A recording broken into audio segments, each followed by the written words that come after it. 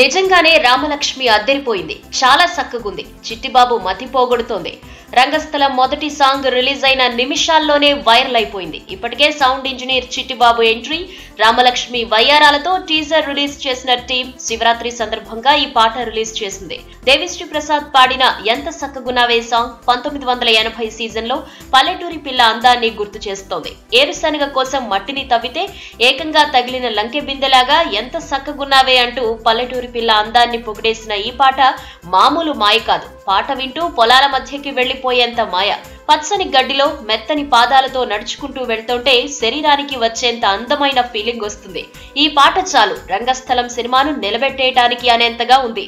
ఈ వీడియో మీకు నచ్చినట్టయితే లైక్ చేయండి, షేర్ చేయండి. మరిన్ని ఇంట్రెస్టింగ్ వీడియోస్ చూడడానికి మా ఛానల్ కు తప్పక సబ్స్క్రైబ్ అవ్వండి.